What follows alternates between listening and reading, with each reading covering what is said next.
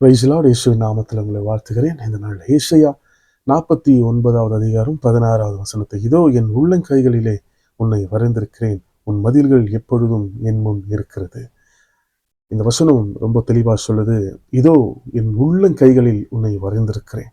கர்த்தர் நம்ம அவருடைய உள்ளங்கைகளில் வரைந்திருக்கிறாரு. இந்த வார்த்தை எங்க வெளிப்படுதுன்னா 14ஆம் வசனத்துல, சீயோனை கர்த்தர் என்னை மறந்து விட்டார், ஆண்டவர் என்னை மறந்தார் என்று சொல்லுகிறார். 15வது வசனம், ஸ்திரீயானவள் தன் கர்ப்பத்தின் பிள்ளைக்கு இறங்காமல் தன் பாலகனை மறப்பாளோ?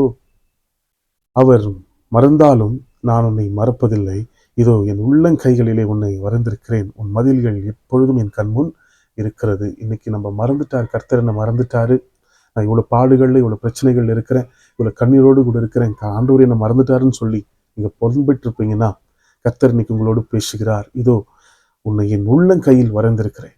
ஏன் உள்ளங்கையில்? பாருங்க, உங்களுக்காக ஆணி அடிக்கப்பட்ட கை, நம்ம செய்த தவறுகளுக்காக பாவங்களுக்காக தன்னையை ஒப்பு கொடுத்து ஆணி அடித்து ரத்தத்தை சிந்தி அந்த கையால நம்ம ரட்சித்திருக்கிறாரு. அந்த உள்ளங்கையில கர்த்தர் இன்னைக்கு நம்மை வரைந்திருக்கிறார். இப்ப பாருங்க, உள்ளங்கையில உலகம் இருக்குன்னு சொல்றாங்க. Mobile phone. நம்ம பிள்ளைங்க ஏதாச்சும் ஒரு குறும்பான காரியமோ இல்லை அழகான நிகழ்வோ பண்ணும்போது நம்ம என்ன பண்ணுவோம், அதை வீடியோ எடுத்து ஸ்டேட்டஸ் போடுவோம். கர்த்தர் பாருங்க, அந்த நாட்கள்ல நமக்கு உள்ளங்கையில வரைந்திருக்கிறாரு.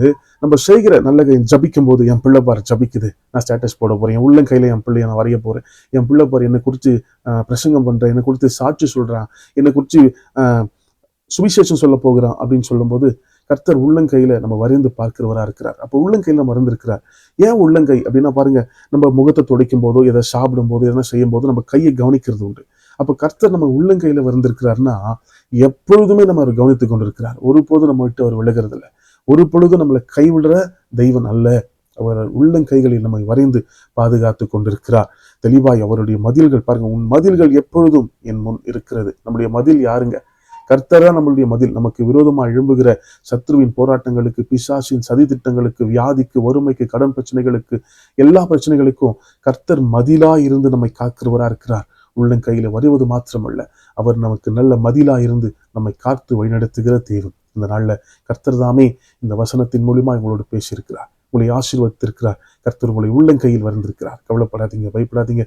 கர்த்தர் உங்களை ஆசீர்வதிப்பார். God bless you.